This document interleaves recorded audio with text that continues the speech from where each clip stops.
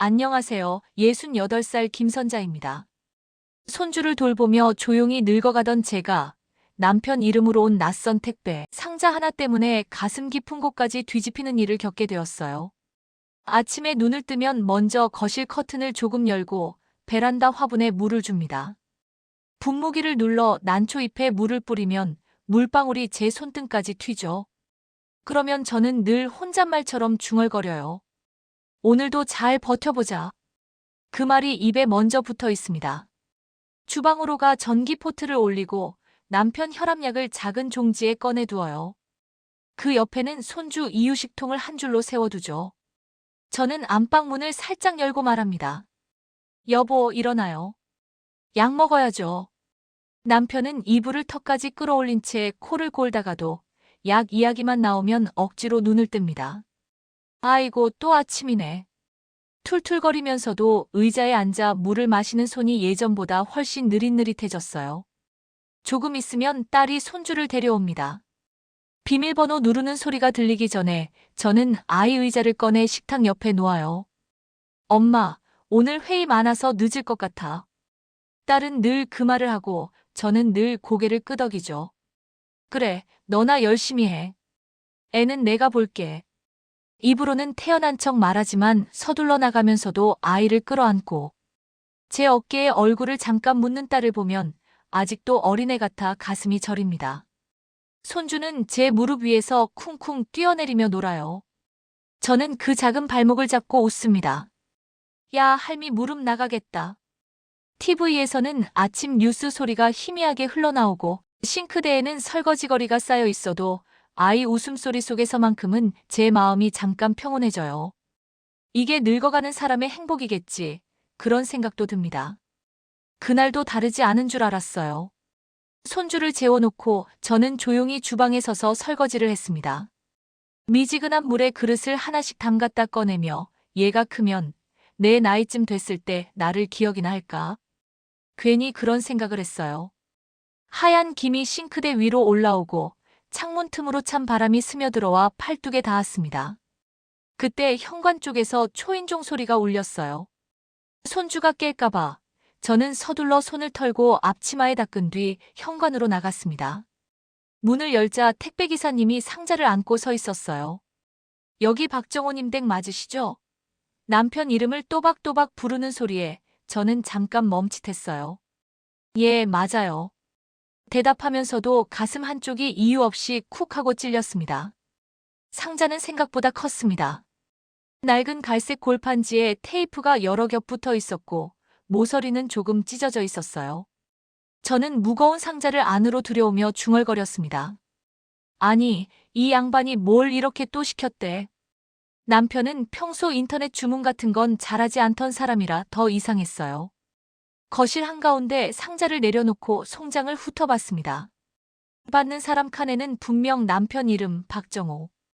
보내는 사람 칸에는 처음 보는 남자의 이름과 낯선 동네가 적혀 있었어요. 저는 눈을 가늘게 뜨고 한 번 더 읽어봤습니다. 이게 뭐람? 잠시 뒤 안방에서 남편 발소리가 들려왔어요. 여보, 누가 왔어? 잠이 덜 깬. 목소리로 나오던 남편은 거실에 놓인 상자를 보는 순간 표정이 굳었습니다. 아주 짧은 순간이었지만 눈이 커졌다가 바로 식어버리는 것을 제가 분명히 봤어요. 당신이 시킨 거야? 제가 물었습니다. 남편은 상자 옆에 서더니 손으로 윗면을 한번 쓰다듬었어요. 아니, 잘못 온 거지 뭐. 요즘 택배도 헷갈린다더라.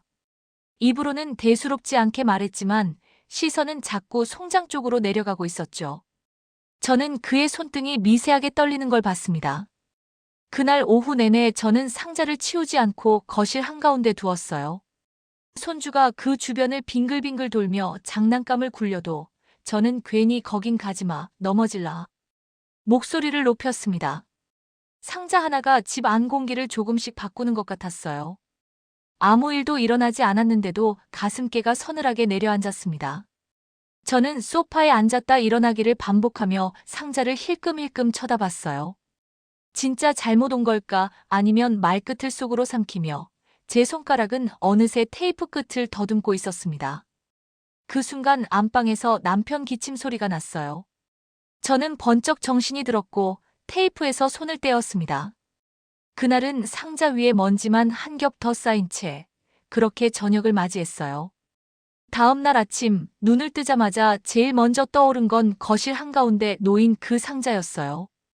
커튼을 열고 화분에 물을 주면서도 마음은 자꾸 거실로 달려가고 있었습니다. 난초 잎에 물방울이 맺히는 걸 보면서도 저는 상자 모서리에 쌓인 먼지까지 떠올랐어요. 남편은 이미 병원 검진이 있다며 서둘러 나갔습니다. 오늘 피 검사하는 날이야. 점심도 병원에서 해결하고 올게. 그렇게 말하는 남편에게 저는 애써 웃으며 대답했어요. 그래요. 결과 잘 나오게 기도할게요. 입으로는 그랬지만 남편 등이 현관문 밖으로 사라지는 순간까지 제 눈은 자꾸 상자에 갔습니다. 딸이 손주를 데려오기 전까지 시간이 조금 남았어요. 저는 일부러 청소기를 꺼내 들고 거실을 한번 훑었습니다. 상자 주위를 지나갈 때마다 청소기 머리가 스치지 않게 조심했어요. 청소기를 끄고 나니 집안이 조용해졌습니다. 냉장고 돌아가는 소리, 벽시계 초침 소리만 또각또각 들렸어요. 저는 결국 소파 앞에 쪼그려 앉았습니다. 상자를 가까이 끌어당기고 송장에 적힌 글자를 한자 한자 다시 읽어봤어요. 보내는 사람 이름은 전혀 낯설었습니다. 그런데 밑에 적힌 주소와 전화번호를 보니 묘하게 가슴이 쿵 내려앉았어요. 남편 고향과 그리 멀지 않은 동네 이름이었거든요. 이게 진짜 잘못 온 건가 저는 혼잣말을 흘리며 결국 테이프 끝을 손톱으로 눌렀습니다. 살짝 들리는 소리에 가슴이 두근거렸어요. 뭐, 뜯어본다고 큰일 나겠어. 스스로를 달래며 천천히 테이프를 뜯었습니다. 끈적한 소리가 거실에 길게 울렸습니다. 상자 안에는 뽁뽁이와 구겨진 신문지가 가득 들어 있었어요. 저는 그걸 한 겹, 두 겹 치웠습니다. 바닥에는 작은 상자 하나와 누렇게 바랜 서류 봉투가 놓여 있었어요. 서류 봉투 위에는 접힌 편지 한 장이 올려져 있었습니다. 먼저 편지를 집어들었습니다.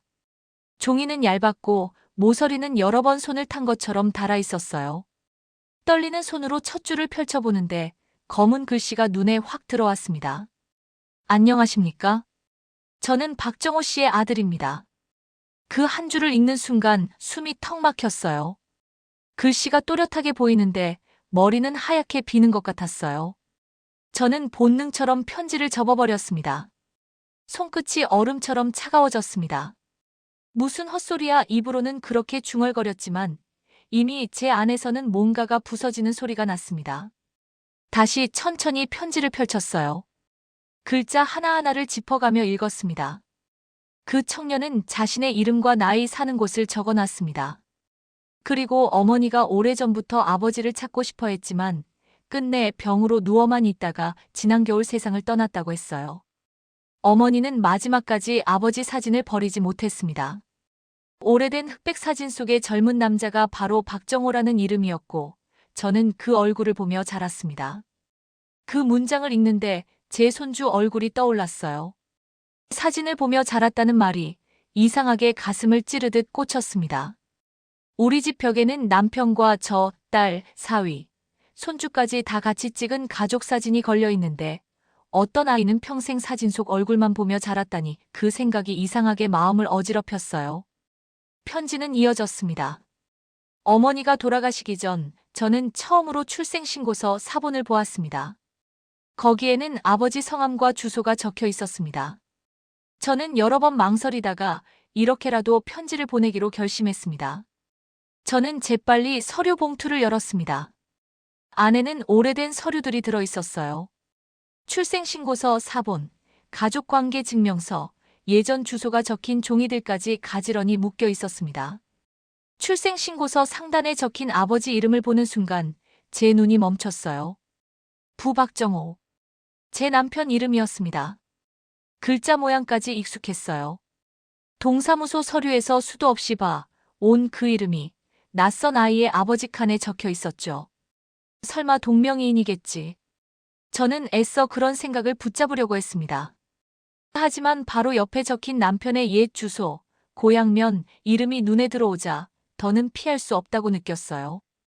편지 마지막 부분에는 이런 문장이 있었습니다. 저는 아버지께 아무것도 바라지 않습니다. 다만 제가 이 세상에 존재한다는 사실을 한 번만이라도 인정해 주셨으면 좋겠습니다. 그리고 가능하다면 제 아이에게도 할아버지를 보여주고 싶습니다. 저는 그 대목을 여러 번 읽었어요. 제 아이에게도 할아버지를 여기서 제 마음이 크게 흔들렸습니다. 거실 옆방 유리문 너머로 아이 장난감이 널브러진 방이 보였어요. 곰 인형, 공, 블록들이 아무렇게나 뒹굴고 있었죠. 그래, 우리 애도 할아버지 품에서 크고 있는데 저는 나직이 중얼거렸습니다. 저도 모르게 눈물이 뚝 떨어져 서류 봉투 위를 적셨습니다. 손등으로 급히 훔쳤지만 금세 또 고였습니다. 그때 현관 비밀번호 누르는 소리가 들렸어요. 저는 급하게 편지와 서류를 봉투에 다시 밀어 넣었습니다. 떨리는 손으로 상자 안에 그대로 넣고 뚜껑을 덮어버렸어요. 앞치마로 눈가를 한번 훔친 뒤 아무 일도 없었다는 듯 현관으로 걸어나갔습니다. 문이 열리고 딸과 손주가 들어왔어요. 엄마, 오늘 왜 이렇게 안 나와 있어? 어디 아파? 딸이 묻자 저는 억지로 웃으며 말했습니다. 아니, 그냥 좀 피곤해서 쉬고 있었어. 손주는 두 팔을 벌리고 저에게 안겼습니다. 그 작은 몸이 제 가슴께에 닿는 순간 저는 숨을 깊게 들이켰어요. 숨겨진 아이 아버지를 찾는 아이 그리고 내 손주 머릿속에서 자꾸 두 아이가 겹쳤습니다. 딸이 부엌으로 가는 사이 손주는 제 목을 끌어안고 웃었습니다. 저는 아이 등을 토닥이며 속으로만 되뇌었어요.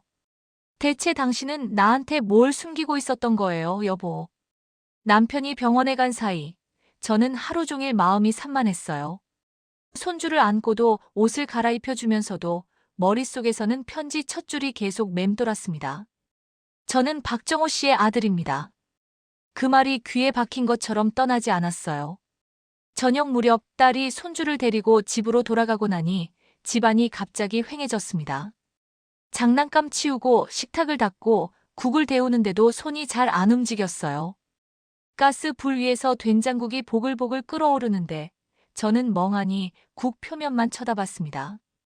거품이 올라왔다 꺼지는 게 내 마음 같았어요.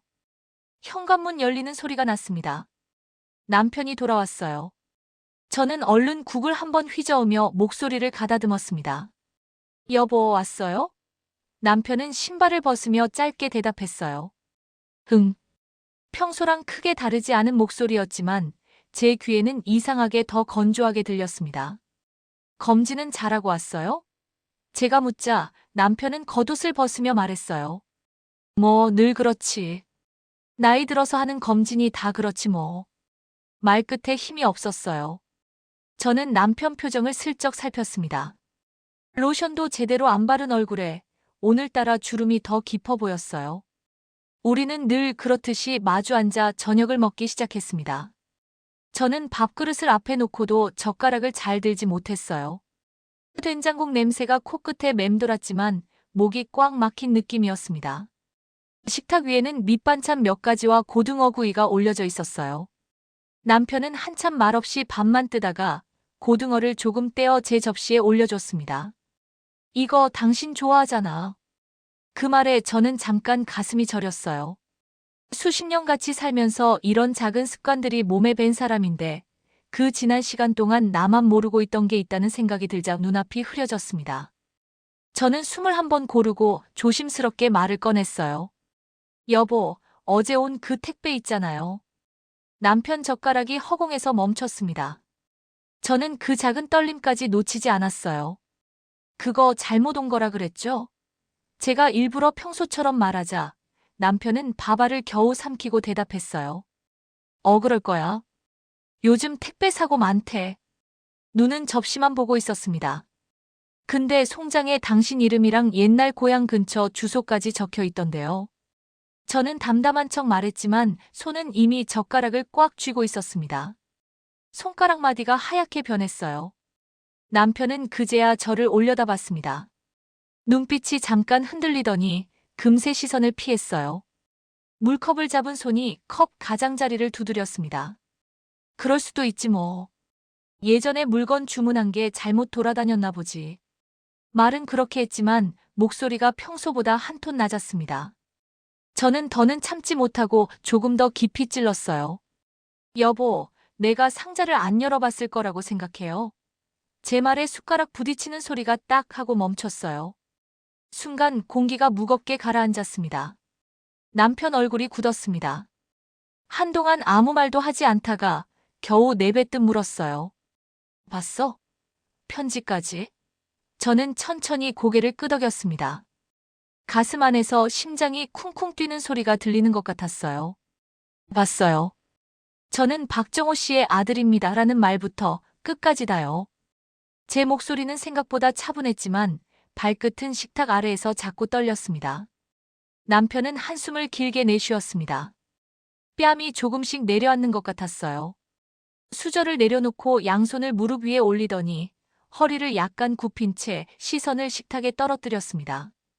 그래서 화났겠지. 겨우 그런 말만 했어요. 저는 속으로 대답했습니다. 화만 났겠냐고요. 하지만 입 밖으로는 다른 말이 먼저 나왔어요. 여보, 나보다 먼저 물어볼 게 없었어요? 나한테 한마디라도 했어야 하는 거 아니에요? 남편은 입술을 한번 깨물었습니다. 그리고 작은 목소리로 중얼거렸어요. 한때 있었던 일이야. 너무 오래돼서 그냥 묻어버렸다고 생각했지. 근데 사람은 안 묻혀지잖아요. 저는 그 말이 툭 튀어나왔어요. 아이잖아요. 당신 피가 섞인 아이. 그 아이가 지금은 또 자기 아이까지 데리고 있다면서요. 남편 어깨가 눈에 띄게 떨렸습니다. 그는 제 말을 끊지 못하고 끝까지 듣고만 있었어요. 저는 한번 올라온 말들을 멈출 수가 없었습니다. 왜 나만 모르고 있어야 했어요? 우리 결혼할 때도 딸 낳고 살림 꾸릴 때도 손주 보면서 웃을 때도 당신은 이 사실을 알고 있었잖아요. 근데 나는 오늘 아침에야 처음 알았어요. 택배 상자 뜯다가요. 그러자 남편이 비로소 고개를 들었습니다. 눈가가 벌써 붉게 젖어 있었어요. 미안하다. 그 한마디를 꺼내는데 입술이 덜덜 떨렸습니다. 당신이 나랑 결혼 안 하겠다고 할까봐 그때는 그게 너무 무서워서 말을 못했어. 그러다가 시간이 너무 흘러버렸어. 그 말을 듣는데 이상하게 더 서러웠어요. 그래요. 당신은 그때 그렇게 겁이 났겠죠. 근데 그동안 그 아이는? 그 아이 엄마는? 또 지금 편지 쓴 저 사람은요? 제 목소리가 점점 갈라졌습니다. 거실 한쪽에서 벽시계 초침이 또각또각 소리를 냈어요. 된장국은 이미 식어 있었고 밥은 반 정도가 그대로 남아 있었습니다. 남편과 저는 서로를 바라보지도 못한 채 같은 식탁에 앉아 있으면서도 아주 먼 사람처럼 느껴졌어요. 마침내 저는 젓가락을 내려놓으며 조용히 말했습니다. 여보, 오늘은 여기까지 할게요.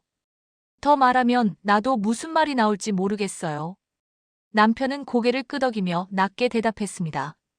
그래, 나도 정리가 안 돼. 그의 눈빛에는 겁과 후회, 체념이 뒤섞여 있었어요. 저는 자리에서 일어나 부엌으로 갔습니다.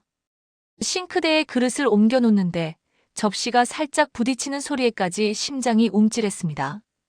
물을 틀고 수전을 붙잡고 서 있는데 눈물이 뚝뚝 떨어져 스테인리스 위로 튀었어요. 거실에서는 TV도 켜지지 않았고 남편 발자국 소리도 들리지 않았습니다. 조용한 집안에서 저는 마음속으로만 중얼거렸어요. 이제 우리 집에 진짜 큰 파도가 오겠구나. 다음 날 아침 남편은 일부러 평소보다 더 바쁘게 움직이는 것 같았어요. 세수도 대충 하고 밥도 반쯤만 먹고는 말했습니다. 나 오늘은 친구 좀 만나고 올게. 저는 눈을 들지 않고 대답했어요. 그래요. 다녀오세요. 목소리는 차분했지만 손은 밥그릇을 괜히 몇 번이나 돌리고 있었습니다. 남편이 나가고 문이 닫히자 집안이 텅 비었어요. 저는 잠깐 식탁 의자에 멍하니 앉아 있다가 결국 자리에서 일어났습니다. 발걸음이 저절로 거실 한쪽 장식장으로 향했어요. 어젯밤 상자와 서류를 급히 밀어 넣어둔 곳이었죠. 문을 열자 골판지 상자가 조용히 저를 기다리고 있었습니다. 저는 숨을 한번 깊게 들이켰어요. 선자야, 이제는 피하지 말자. 스스로에게 그렇게 말하며 상자를 끌어냈습니다. 테이프는 이미 뜯어져 있었고 안쪽 서류 봉투 입구가 살짝 벌어져 있었어요. 서류 봉투를 꺼내 무릎 위에 올려두고 저는 거실 소파에 천천히 앉았습니다. 손가락 끝이 조금 차갑게 떨렸어요. 봉투 안에서 먼저 나온 건 어제 봤던 출생신고서 사본이었습니다. 저는 눈을 가까이 대고 글자를 다시 훑었습니다. 모 이은숙. 처음 보는 이름이었어요. 그런데 그 이름을 보는 순간 이상하게도 젊은 여자의 얼굴이 머릿속에서 그려졌습니다. 머리를 하나로 질끈 묶고 작고 좁은 방에서 아기를 안고 있던 모습이 떠올랐어요. 마치 제가 직접 본 것처럼 생생했어요. 이은숙 씨, 저는 이름을 조용히 불러봤습니다. 당신은 그때 어떤 마음이었을까? 제가 모르는 여자의 인생을 상상한다는 게 묘했지만 자꾸 마음이 그쪽으로 기울었어요. 남편이 내게 청혼하던 그 시절, 그 사람은 어디서 혼자 아이를 안고 있었을까 생각하니 목이 콱 막혔습니다. 서류 중에는 몇 년 전 병원 진료비 영수증도 섞여 있었어요. 상단에 적힌 병원 이름 옆에는 내과 종양이라는 글자가 보였습니다. 저는 입술을 깨물었어요. 아프면서도 끝까지 이 아이 아버지를 찾고 싶었던 거구나. 서류를 쥔 손에 힘이 들어갔습니다. 종이가 살짝 구겨졌어요. 편지도 다시 펼쳐봤습니다. 두 번째 장 중간에 이런 문장이 있었어요. 어머니는 늘 말했습니다. 내 아버지에게 원망도 많지만 그래도 한 번은 내 얼굴을 보여주고 싶다. 저는 그 말을 들을 때마다 없는 사람을 마음속에서 만들어내며 자랐습니다. 없는 사람을 마음속에서 만들어낸다는 말이 이상하게 제 가슴을 파고들었어요. 저는 문득 우리 손주가 낮잠 잘 때 부르는 자장가를 떠올렸습니다. 아이는 할아버지, 할머니가 둘 다 있는 집에서 자라고 있는데 저 젊은이는 평생 사진 한 장 붙잡고 그런 상상을 했겠죠. 저는 고개를 떨구고 손으로 이마를 짚었습니다. 이걸 어떻게 해야 하지? 그때 방 한가운데 우리 집 가족 사진이 걸려있는 액자가 눈에 들어왔어요.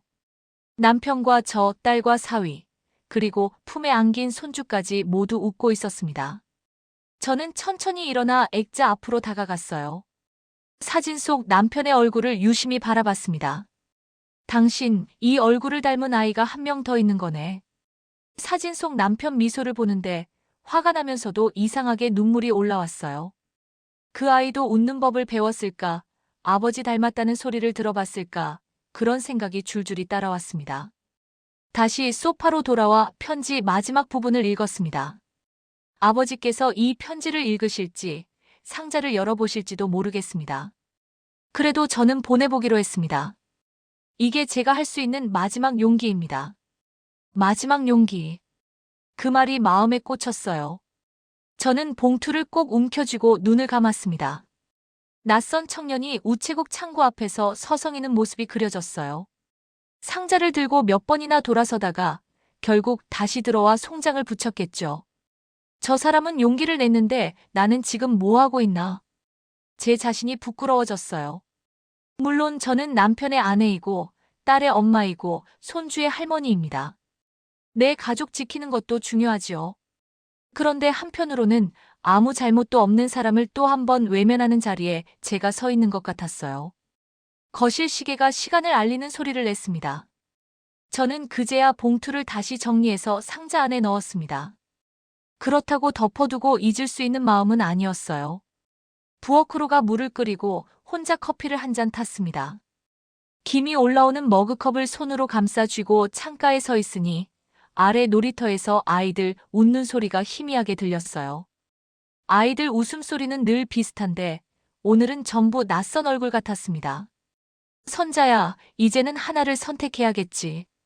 저는 마음속으로 스스로에게 말했습니다. 그냥 못 본 척하고 살아갈 건지 아니면 그 아이를 한 번이라도 얼굴만 보고 올 건지. 입안이 쓴 커피 맛이 잘 느껴지지 않았어요. 머릿속에는 자꾸 두 장면이 번갈아 떠올랐습니다. 우리 손주가 할아버지 목에 매달려 웃던 모습, 그리고 편지 속에서 아버지를 상상하던 청년의 살. 창문 밖을 한참 바라보던 저는 결국 아주 조용히 혼잣말을 흘렸습니다. 그래도 누군가의 마지막 용기는 누군가는 받아줘야 하는 거 아닐까? 남편이 집에 돌아온 건 해가 기울 무렵이었어요. 현관문 열리는 소리만 들어도 제 심장은 저절로 빨리 뛰었습니다. 저는 일부러 TV를 켜두고 있었어요. 화면만 켜져 있고 내용은 하나도 들어오지 않았습니다. 나왔어. 남편이 힘없는 목소리로 말했어요. 저는 천천히 고개를 돌렸습니다. 왔어요. 짧게 인사를 하고는 바로 장식장 쪽으로 손을 뻗었습니다. 아침에 꺼냈던 상자가 그곳에 올려져 있었어요. 남편이 상자를 보는 순간 표정이 굳었습니다. 입술이 살짝 달싹거렸지만 말이 나오지 않았어요. 저는 상자를 두 손으로 들고 거실 테이블 위에 놓았습니다. 마주 앉을 자리를 일부러 비워뒀어요. 여보, 오늘은 이걸 가운데 두고 얘기해요. 제 목소리는 생각보다 차분했습니다. 하지만 손등에는 힘줄이 붉어져 있었어요. 남편은 잠시 서 있다가 천천히 제 맞은편에 앉았습니다. 의자 다리가 바닥을 스치는 소리가 집안에 길게 울렸어요. 그는 상자를 내려다보며 한숨을 길게 내쉬었습니다. 편지, 서류 다 봤지? 그가 먼저 물었어요. 저는 고개를 끄덕였습니다. 네. 출생신고서, 병원 영수증까지 다 봤어요. 잠깐 정적이 흘렀습니다. 벽시계 초침 소리가 유난히 크게 들렸어요. 남편은 손을 모아 쥐었다 폈다 하더니 마침내 입을 열었습니다. 그때 25이었어. 그의 시선이 허공 어딘가를 향했어요. 공장에서 일하고 밤에는 친구들이랑 술 마시고 뭐 다들 그러던 나이였지. 그 사람은 그 동네 분식집에서 일하던 여자였어. 그가 입으로 한 번도 말하지 않았던 과거가 지금 제 앞에서 하나씩 모양을 갖추기 시작했어요. 저는 숨을 깊이 들이켰습니다. 이윤숙 씨요? 남편이 놀란 눈으로 저를 쳐다봤어요. 그래, 이름까지 봤구나. 남편이 고개를 떨구며 말했습니다. 그 사람 말수가 많진 않았는데 웃을 때 입모양이 참 예뻤어. 그때는 내가 누군가한테 미안하다는 말을 해야 할 날이 이렇게 길게 이어질 줄은 몰랐지. 저는 벽을 향해 시선을 한번 돌렸다가 다시 남편을 바라봤어요. 마음 한켠에서는 그런 기억까지 다 간직하고 있었네 하는 서운함이 올라왔습니다. 남편은 손가락을 비비며 말을 이었습니다. 아이 생겼다는 말 들었을 때 솔직히 겁이 났어. 우리 집 형편도 빠듯했고 부모님은 체면이 중요하다고 난리였지. 그냥 모른 척 해라. 내 인생부터 건져야 한다고 그 말만 계속 들었어. 그가 모른 척 해라라는 말을 되풀이하는 순간 제 가슴에 있던 무언가가 꽉 조여졌어요. 그래서 정말 모른 척 했어요? 제가 물었습니다. 목소리가 조금 떨렸습니다. 남편은 대답 대신 고개를 끄덕였어요. 처음에는 용기가 없었어. 나도 애를 보고 싶고 책임져야 한다는 생각을 안 한 건 아니야. 근데 집이랑 싸울 자신도 그 사람 데리고 나와서 같이 살 자신도 없었어. 그 사이에 당신을 만났지. 그 말에 저는 가슴이 철렁 내려앉았습니다. 남편과 제가 처음 만났던 날, 그때 이미 한 아이가 세상 어딘가에 있었다는 뜻이었어요. 당신한테 말해야 한다는 생각 없었다고 하면 거짓말이지. 남편이 제 눈을 똑바로 바라보며 말했습니다. 근데 당신이 웃으면서 나한테 우리 같이 고생해봐요라고 할 때 입이 딱 붙어버렸어. 그 말하는 순간 내가 가진 과거를 내놓으면 당신 인생까지 망가뜨리는 것 같아서.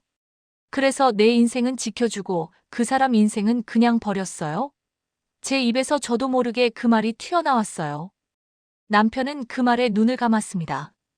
그래. 그게 내가 젊을 때 선택한 비겁한 방법이었지. 그는 떨리는 목소리로 인정했습니다. 그리고 시간이 흘렀어. 너랑 결혼하고 딸이 태어나고 먹고 사는 걱정에 허덕이다 보니 어느새 10년, 20년이 지나 있더라. 저는 두 손을 무릎 위에 올리고 손가락을 꼭 맞잡았습니다. 그 오랜 시간 동안 그 아이는요? 남편은 한참 말이 없었습니다. 침을 삼키는 소리만 들렸어요. 솔직히 나도 몇 번은 찾아가 보려고 했어. 그가 어렵게 입을 열었습니다. 근데 고향 내려갔다가 분식집 자리에 다른 가게가 들어선 거 보고 거기서 그냥 돌아와 버렸어. 이제 끝난 일이다라고 스스로를 속였지. 그게 제일 쉬운 길이니까. 쉬운 길. 저는 그 말에 입술을 꼭 깨물었습니다. 그 쉬운 길이 누군가에겐 지옥이었을 수도 있어요. 남편은 제 말을 부정하지 않았습니다. 오히려 고개를 끄덕이며 따라했어요. 그래, 맞아. 그 사람한테도 그 아이한테도 지옥이었겠지. 그래서인지 나이가 들수록 자꾸 악몽을 꿨어. 나 같은 놈이 왜 이렇게 오래 사나 싶을 때도 많았어. 그제야 몇 년 전부터 남편이 새벽에 식은땀을 흘리며 깨던 모습이 떠올랐어요. 또 이상한 꿈 꿨어라고 웃어넘기던 그 표정 뒤에 이런 이야기가 숨어 있었구나 싶으니 복잡한 감정이 밀려왔습니다. 잠시 후 남편이 상자 위에 손을 올렸습니다. 이 상자 처음 받았을 때 솔직히 안 열어보고 싶었어. 그냥 돌려보내든지 버려버리고 싶었지. 근데 또 그럴 수가 없더라고. 이건 내가 평생 피하고 도망쳤던 것들이 마지막으로 나한테 찾아온 거니까. 저는 그 말을 들으며 한편으로는 남편이 안쓰럽기도 했습니다. 하지만 바로 이어서 떠오르는 얼굴은 편지 쓴 청년과 이름도 모르는 그 아이였어요. 여보. 저는 천천히 말을 꺼냈습니다. 우리가 지금라도 할 수 있는 일이 있을까요? 아니, 당신이 말이에요. 남편으로서가 아니라 아버지로서요. 남편은 제 질문을 곱씹는 듯 했어요. 손등에 핏줄이 도드라졌습니다. 솔직히 두려워. 그가 털어놓듯 말했습니다. 나 같은 인간이 이제 와서 아버지 얼굴 들이밀면 그 아이가 더 힘들지 않을까 싶기도 하고 당신이 떠날까봐 겁나는 마음도 아직 있고. 저는 숨을 길게 내쉬었습니다. 당신이 겁나는 건 이해해요. 나도 무섭고요. 우리 딸, 손주한테 이 사실이 알려지면 어떻게 될지 생각하면 밤에 잠도 안 와요. 그러면서도 저는 천천히 한 문장을 더 보탰습니다. 근데요, 여보. 무서워도 우리가 아무것도 안 하면 그 애는 또 한 번 버려지는 거잖아요. 거실 공기가 묵직해졌습니다. 우리는 한동안 말없이 상자를 바라봤어요. 남편이 마침내 입을 열었습니다. 내일 아니, 이번 주 안에 편지 보낸 번호로 전화해 볼게. 혼자선 자신이 없으니까 같이 있어 줄래? 그 말을 듣는 순간 제 가슴이 쿵 내려앉았습니다. 아직 완전히 용서한 것도 아니고 이해가 끝난 것도 아니었어요. 그렇지만 제 안에서 아주 작게나마 하나의 대답이 떠올랐습니다. 그래요. 옆에는 있어 줄게요. 제가 그렇게 말하자 남편 눈가에 눈물이 맺혔습니다. 그날 밤 우리는 각자 다른 방에서 잤어요. 하지만 같은 집 천장 아래에서 똑같은 질문을 붙잡고 뒤척였을 거예요.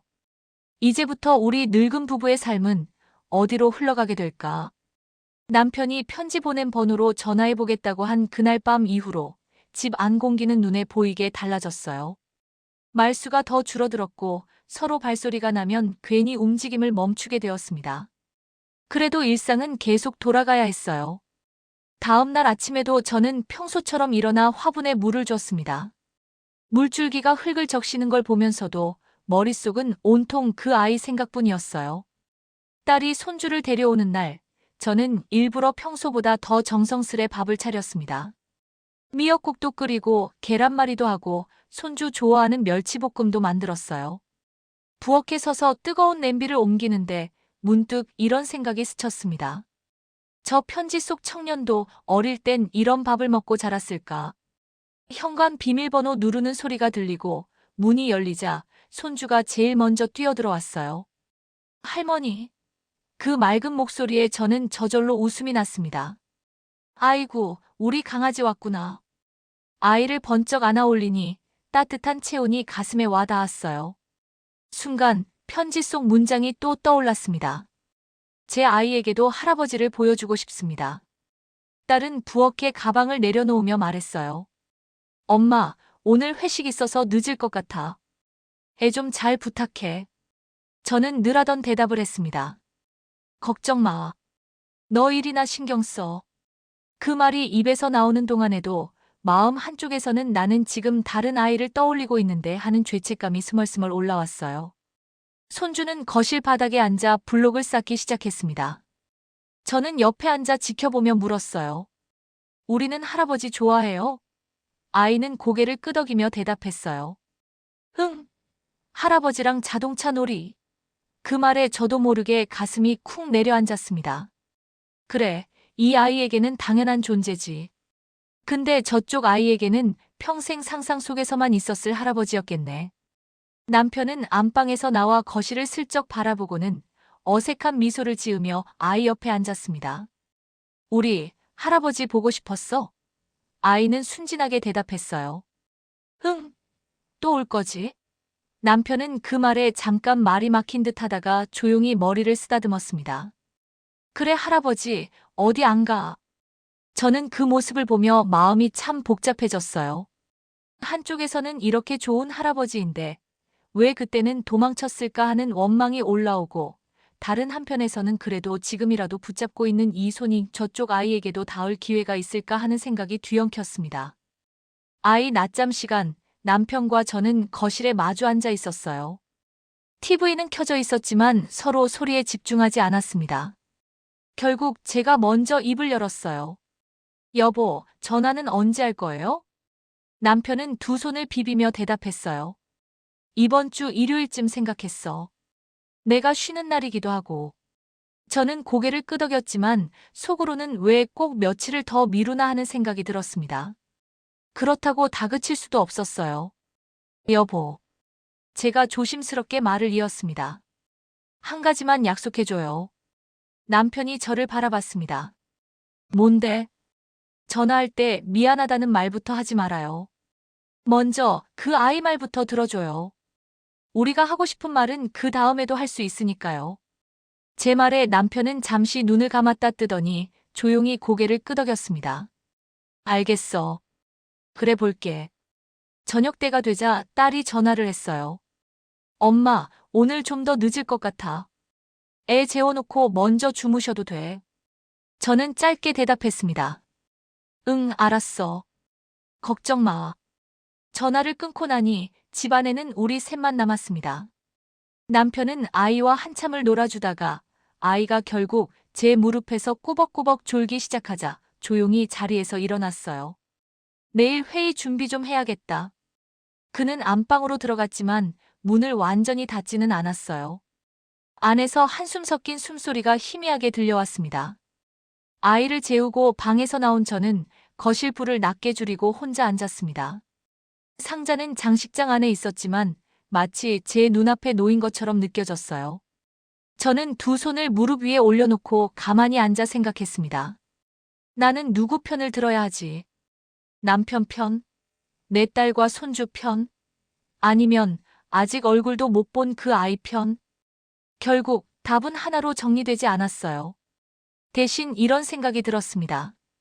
편을 가를 게 아니라 상처를 가르마 타듯 갈라서 덜 아프게 만들어야 하는 걸까? 눈을 감고 있자니 갑자기 한 장면이 떠올랐어요. 딸이 어릴 때 놀이터에서 넘어져 무릎이 까졌을 때입니다. 그때 아이가 울면서 제 품에 안겨와 말했어요. 엄마, 피나? 아파. 저는 약을 바르면서 이렇게 말했죠. 응, 아프지. 근데 이거 조금 있으면 딱지 생기고 나면 3살 올라와. 지금 우리 가족한테 필요한 것도 어쩌면 그런 딱지가 아닐까 싶은 생각이 들었습니다. 피가 나도록 아프지만 그래도 한 번은 제대로 드러내고 그 다음 3살이 올라올 자리를 기다리는 것.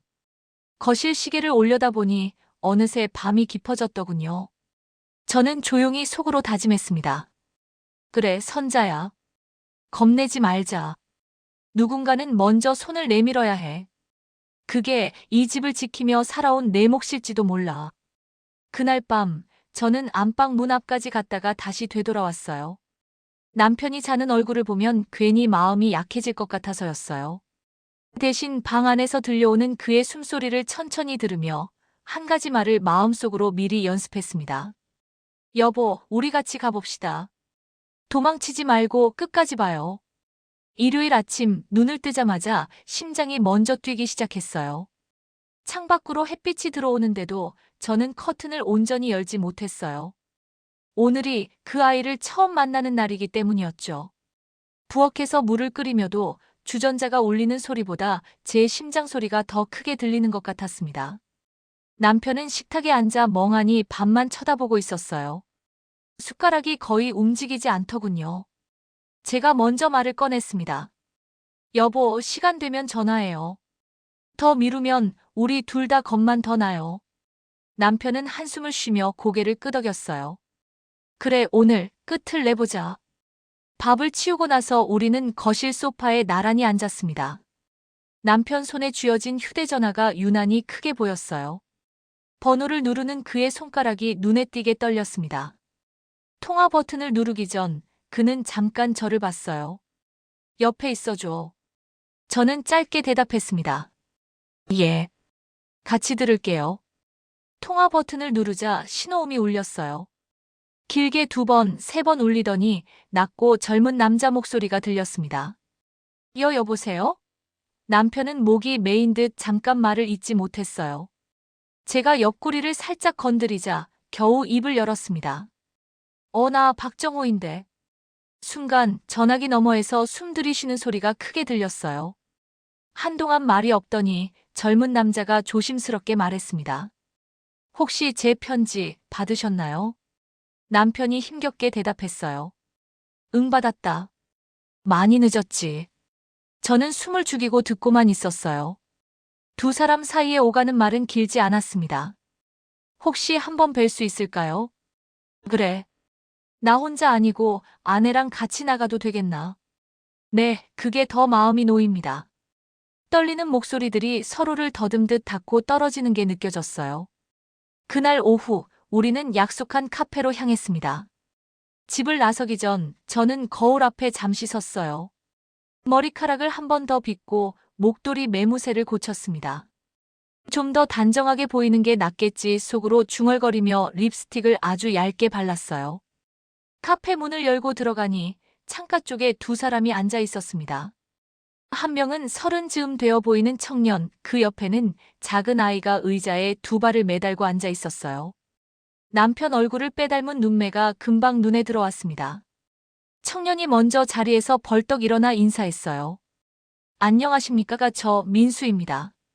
목소리가 떨렸지만 눈빛은 또렷했습니다. 남편은 한 발짝 멈췄다가 천천히 다가가 손을 내밀었어요. 그래, 민수야. 그 부르는 소리를 듣는 순간 제 가슴이 쿵 내려앉았습니다.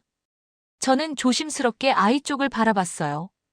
아이는 긴장한 듯 빨대를 입에 물고 있다가 제 눈과 마주치자 살짝 고개를 숙였습니다. 안녕. 제가 먼저 말을 걸었습니다. 응, 안녕하세요. 아이가 작은 목소리로 대답했어요. 우리는 마주 앉았습니다. 잠시 어색한 침묵이 흐르자 제가 먼저 입을 열었어요. 저는 선자라고 해요. 내 아버지, 아니지, 이분 아내예요.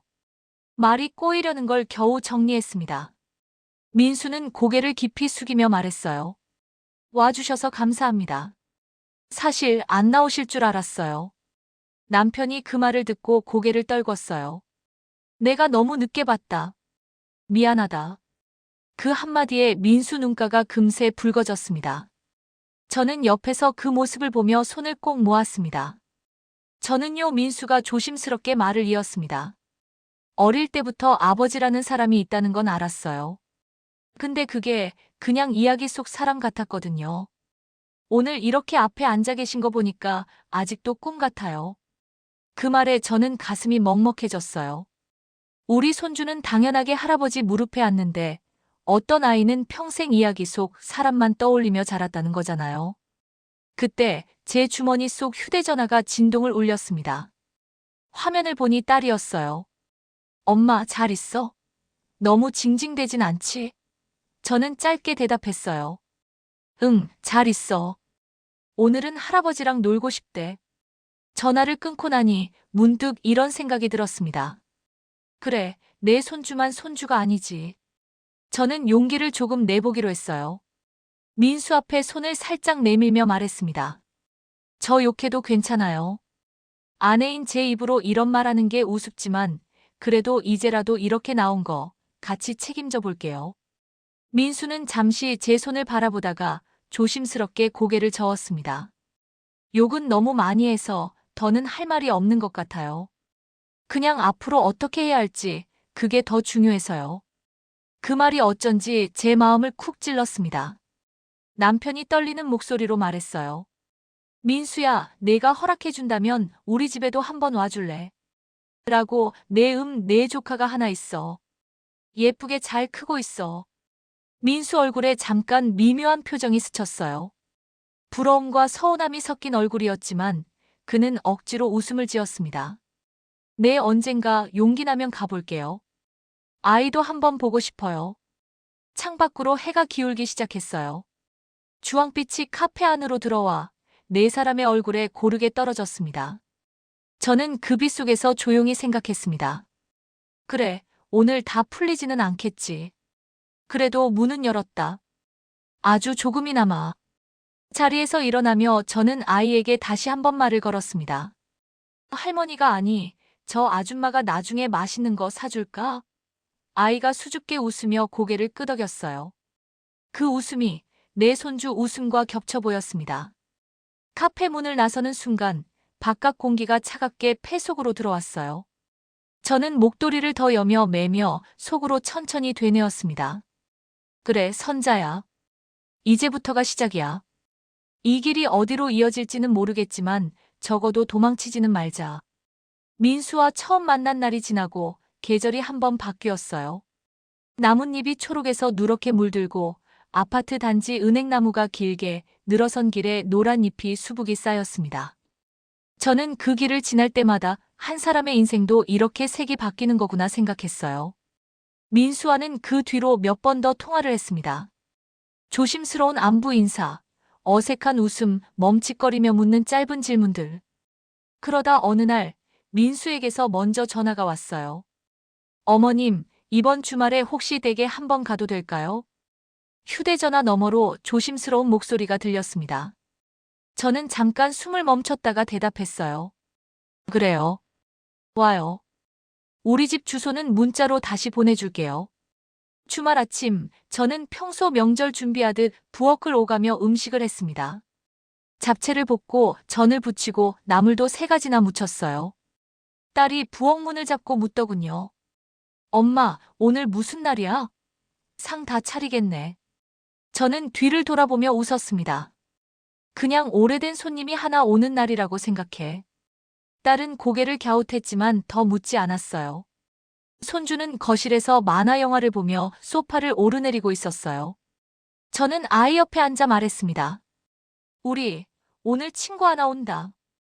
아빠도 아니고 삼촌도 아니고 글쎄 뭐라고 해야 할까? 아이가 눈을 동그랗게 뜨며 물었어요. 누군데? 저는 잠깐 생각하다가 이렇게 대답했습니다. 할아버지랑 조금 닮은 사람. 점심시간이 조금 지나서 초인종 소리가 울렸어요. 저는 앞치마에 손을 닦으며 현관으로 나갔습니다. 문을 열자 민수가 아이 손을 잡고 서 있었습니다. 그 옆에는 지난번 카페에서 봤던 그 작은 아이가 조심스럽게 앞을 보고 있었어요. 어서 와요. 제가 먼저 인사를 건넸습니다. 민수는 허리를 깊게 숙이며 말했어요. 불편하실 텐데 불러주셔서 감사합니다. 저는 고개를 저었습니다. 불편하긴요. 잘 왔어요. 들어와요. 거실로 들어서자 남편이 일어나 민수를 바라봤습니다. 잠깐 서로 눈을 마주쳤다가 둘 다 어색하게 웃었습니다. 남편이 먼저 말했어요. 왔구나. 민수가 작게 대답했습니다. 네, 아버지. 아주 조심스러운 호칭이었지만 분명히 아버지라고 했습니다. 그 한마디에 제 눈가가 뜨겁게 달아올랐어요. 손주가 제 옆으로 와서 제 옷자락을 살짝 잡아당기며 속삭였습니다. 할머니, 저 사람 누구야? 저는 아이에게 귀를 기울이며 말했어요. 응, 저 사람은 너한테 아주 먼데 있다가 이제 막 온 새로운 가족이야. 아이는 완전히 이해하지 못한 표정이었지만 금세 관심을 아이 쪽으로 돌렸습니다. 얘 이름 뭐야? 우리 손주가 먼저 물었습니다. 민수 옆에 아이가 작게 대답했어요. 나 지호야. 둘이 서로를 빤히 보다가 곧 장난감 자동차를 사이에 두고 앉았습니다. 저는 그 모습을 보며 숨을 길게 내쉬었습니다. 그래, 아이들은 어른들보다 훨씬 빨라. 우리는 4명이 식탁에 둘러앉았습니다. 오랫동안 3명만 앉던 식탁이었는데 의자가 하나 더 끼어들자 분위기가 확 달라졌어요. 저는 반찬을 하나씩 집어 민수 앞에 놓으며 말했습니다. 입에 맞을지 모르겠네. 그냥 집에서 늘 먹던 것들이에요. 민수가 젓가락을 들며 고개를 끄덕였습니다. 냄새만 맡아도 괜히 긴장이 풀리네요. 잠시 밥을 먹다가 제가 조심스럽게 말을 꺼냈어요. 민수 씨. 그러다 바로 고쳤습니다. 아니, 민수야.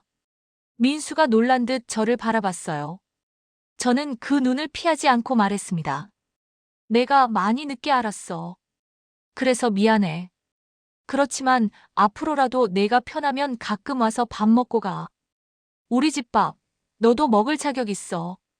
그 말에 민수 눈가가 금세 젖어들었습니다. 저는요, 그가 천천히 말을 이었습니다. 아버지를 미워하는 마음이 아주 없어진 건 아니에요.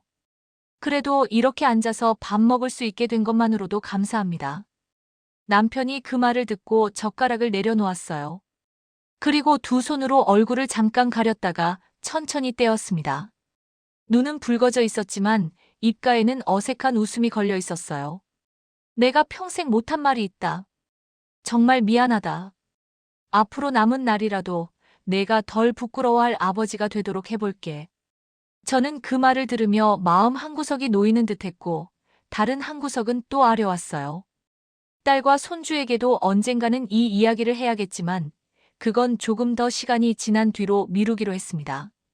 지금은 눈앞에 앉은 이 사람들과 이 밥상이 먼저였어요. 식사를 마치고 아이들은 거실에서 장난감을 꺼내 놀기 시작했습니다. 우리 손주가 먼저 말했어요. 이거 내 거야. 근데 너도 같이 써. 지호가 웃으며 대답했죠. 고마워. 두 아이 웃음소리가 집안을 가득 채웠습니다.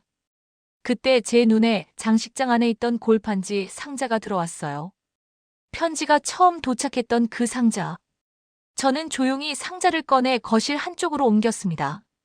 안에 들어있던 서류와 편지는 이미 다른 파일철에 정리해 두었어요. 빈 상자를 본 손주가 물었습니다. 할머니, 이거 뭐야? 이제는 저는 잠시 생각하다가 말했습니다. 너희 장난감 넣어두는 보물상자 할까? 아이들 눈이 반짝였어요. 나 자동차 넣을래. 나는 공. 두 아이가 서로 웃으며 상자 안에 장난감을 하나씩 넣었습니다. 나는 그 모습을 조금 떨어진 소파에서 바라봤어요. 언젠가는 이 상자의 처음 이야기도 아이들에게 들려줄 날이 오겠지요. 하지만 오늘은 상자가 새로운 쓰임을 얻는 모습만 보아도 충분했습니다. 창밖으로 해가 기울고 거실로 부드러운 빛이 들어왔어요. 저는 옆에 앉은 남편과 눈을 잠깐 마주쳤습니다. 그는 작은 목소리로 말했습니다.